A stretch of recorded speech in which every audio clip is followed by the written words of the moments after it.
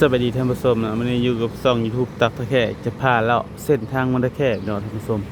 ที่กำลังจะสร้างใหม่ท่านผู้ชมเป็นอะไรก็อย่าลืมพากดติดตามกดไลค์กดแชร์ด้วยท่านผู้ชมไปเบิ่งนำกันเลยว่าจะเป็นจังใดเส้นทางตลาดสามหาเมืองตะแคกเนาะเพิ่นกำลังก่อสร้างใหม่ท่านผู้ชมไปเบิ่งได้เลยท่านผู้ชม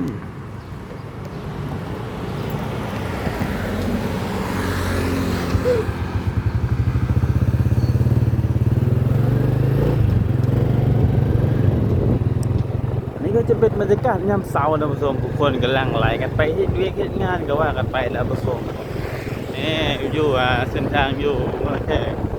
จะเป็นแบบหลักไผ่อ้อมทางกลางนะท่านผู้ชมกับ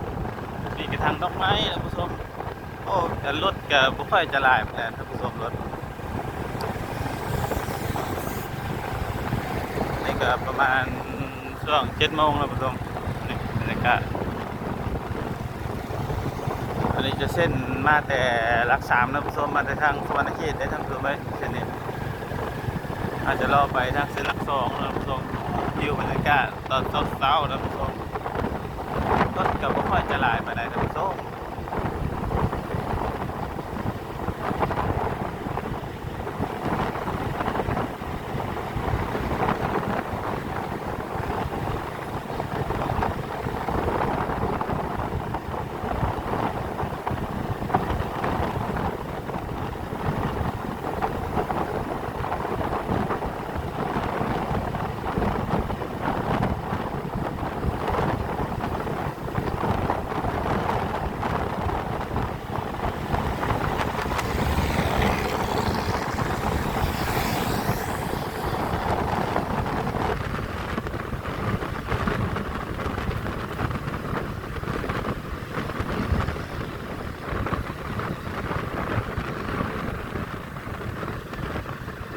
ตอนนี้เราก็จะฮอดวงเวียนพญานาคท่านผู้ชมอะไรจะเป็นเอกลักษณ์ของสมณเขตที่ท่านผู้ชมอยู่วงเวียนพญานาคนะท่านผู้ชมนะนี่คือทางเมืองนี่เนาะทางเมืองก็จะเป็นพระธาตุสิมุตะบองท่านผู้ชมหอมๆไปด้วยพญานาคท่านผู้ชมที่สไตล์แบบพันธุ์เบงท่านผู้ชม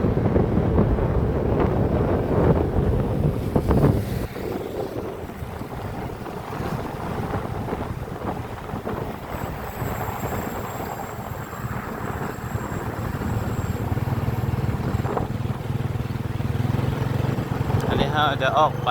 เส้นทางพระรางแล้วผู้ชมตอนนี้มันกำลังจะสร้างทางใหม่แล้วผู้ชม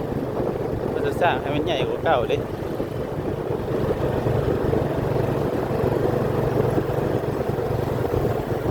ตอนนี้กระทรวงแบบเสาๆได้ท่านผู้ชมไหม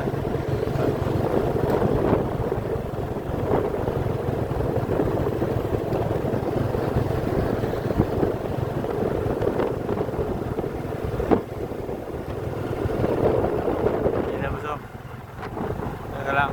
สร้างไม้ตื้มออกไปอีกประมาณ3 เมตรท่านผู้ชมเพราะว่ามันทางมันยังน้อยๆนะท่านผู้ชมนี่วิวไปเนี่ยไปเห็นภูเขาอีกแล้วท่านผู้ชมไป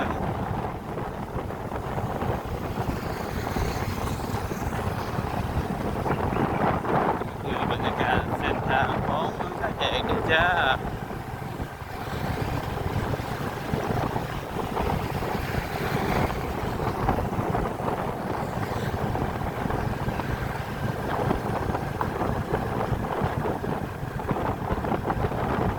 เพื่อจะเฮ็ดใหม่แล้วผู้ชม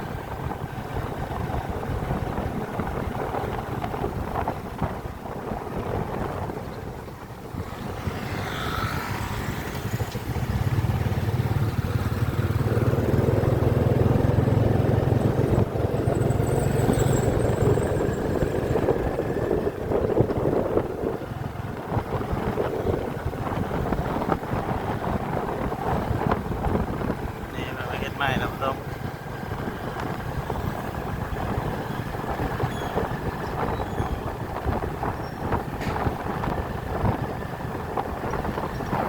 มาแล้วเราต้องขี่เลนขวาท่านผู้ชมเลย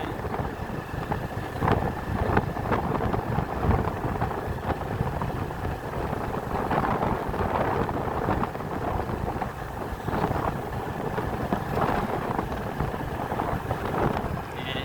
กำลังเฮ็ดใหม่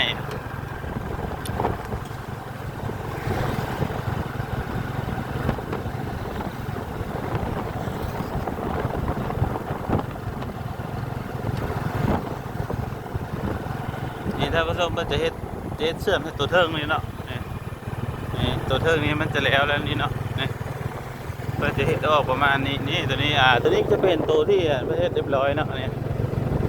ตัวนี้มันเกิดจะใหญ่ตื่มขึ้นจะก้าวก็ให้แบบผู้คนแบบเดินทางแบบสบายนะครับผู้ชม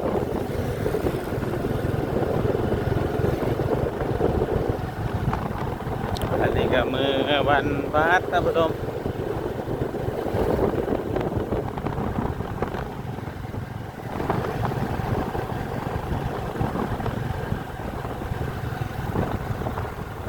นี่ทางนี้ก็จะกว้างๆใหญ่ๆครับผู้ชม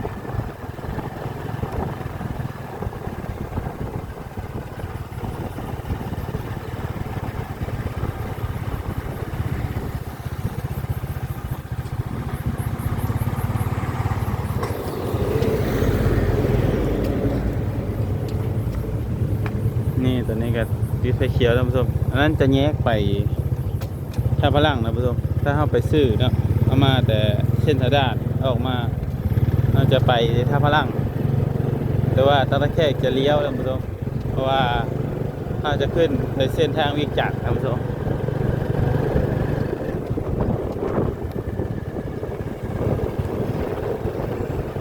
นี่เส้นตัวนี้ก็จะไปเส้นวิ่งจักรเลยครับผมเป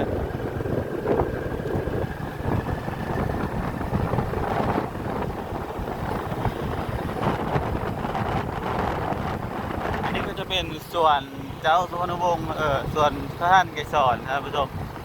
ประธานประเทศสวิตลาวนะผู้ชมการลงไปลุ่มนี้ก็จะมีส่วนของท่านสุวรรณวงศ์นะผู้ชม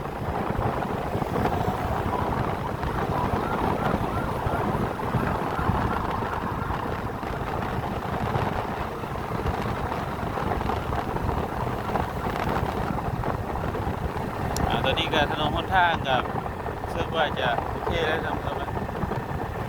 นะรถก็จะบ่ค่อยจะติดท่านผู้ชมรถเพราะว่ายังเสาแล้วก็มันติดรถน้ำเสาแล้วถ้าสวยๆก็โอ้รถจะลายเติมไปนึงครับเดี๋ยวบ่ลายมาได้เนาะมันก็สมแบบเมื่อที่กำลังพัฒนานะครับท่านผู้ชมนะ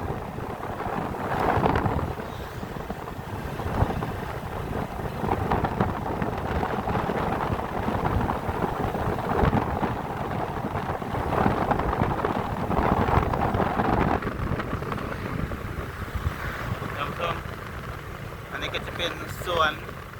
ประธานสุพรรณวงศ์นะผู้ชมเป็นน้องของปันด้วยนะก็เลยนี่จะเป็นส่วนประธานสุพรรณวงศ์นะผู้ชม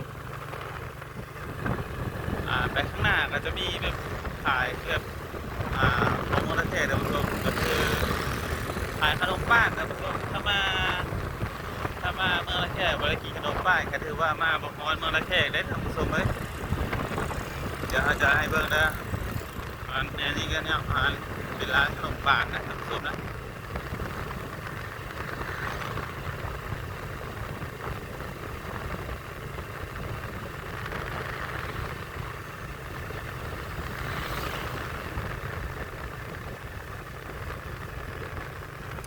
โอ้ยจะเยอะท่านผู้ชมขนมปัง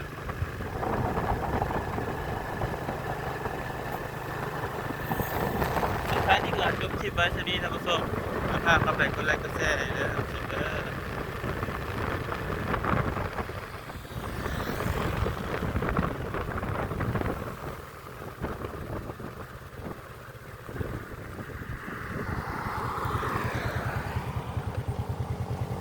บรรยากาศของเมืองท่าแขกท่านผู้ชมจบคลิปไว้สักนิดเด้อ